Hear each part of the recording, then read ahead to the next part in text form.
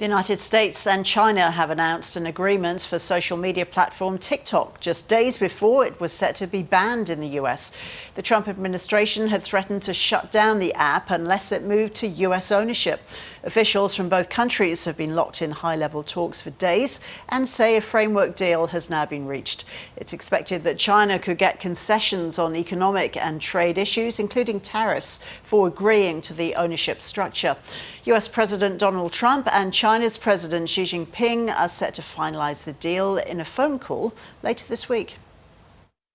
I've had more people say, could you try and keep TikTok alive? I use TikTok. I mean, I have to admit it in the election, and look how I did with you. No Republicans come close. It can maybe even bring us closer to China. We had a very good meeting with China. I was surprised. I didn't expect it to that extent. And I'm going to speak again with President Xi on Friday. And, I think that'll confirm things up.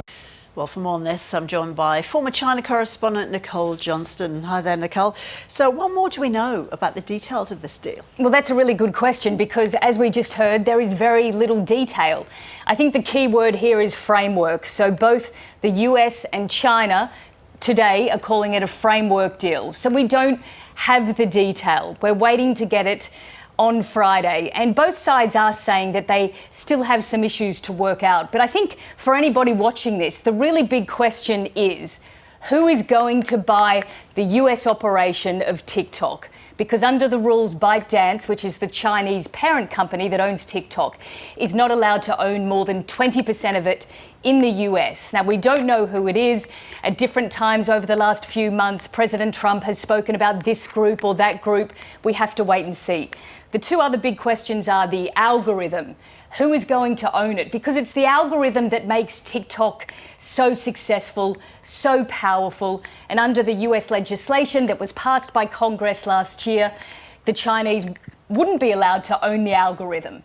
But they're not going to want to give that up. That's where all the power lies. And then the last point is data. The big concern for the US is that any Chinese ownership could potentially allow that company to hand over the data of American users to the Chinese government. There needs to be some sort of system in place that could never happen. So yes, a lot of details still to come. And how significant is the Trump-Xi phone call that's scheduled for the end of the week? I think that is a really big deal and something we haven't heard a lot about. We have been waiting for a phone call between these two leaders for months. I don't believe there's been one actually since the inauguration. Now, the Chinese have been sitting back. They have been watching all the machinations of the Trump administration play out, tariff deals here and there, tariff wars, and they have been taking their time. They haven't been rushing to meet with President Trump or to get on the phone with him.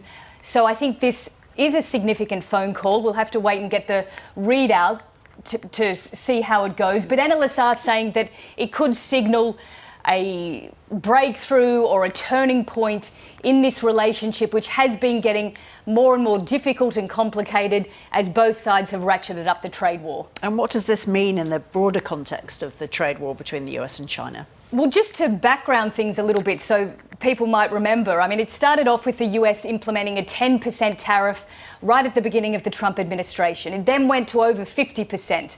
It then went to over 100%. The Chinese retaliated with their own tariffs of more than 120%, which basically meant no trade. Then they both took their foot off the pedal. They implemented a 90-day pause. The US did. President Trump has been extending that so that trade could resume, basically. But at some point, there needs to be a comprehensive trade agreement between the biggest two economies in the world.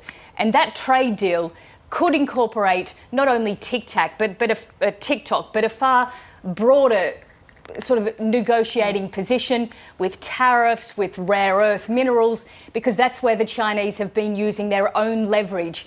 We don't hear a lot about it in Australia, but they have made it very difficult for the United States and other parts in the world to access the rare earths that they have. And they control 90% of the world's rare earth minerals, and I think around 70% of production. So it is an incredibly powerful tool that they have at their disposal, and they've been using it, and President Trump knows it, and they know that it is a weak point for him. Finally, how are all these trade tensions being viewed within China? I think China has been, as I said, taking a step back, trying to play it cool. Initially, they were very calculated and careful in their language with dealing with the United States, but over the last month, 6 weeks, it has gotten stronger. They've been pushing back, saying that they won't be bullied, trying to present themselves as the stable, dependable, reliable trading partner to the rest of the world and to global South countries. So in some respects, they've been letting the United States sort of deal with its own problems while they have been manoeuvring and moving in to trading positions, doing trading deals with other countries, as we've seen over the last couple of weeks in China the other week with the Shanghai Cooperation Organization, 50-odd countries there to meet with President Xi Jinping. They know that this situation with the United States gives them a diplomatic and an economic opening, and they're taking it.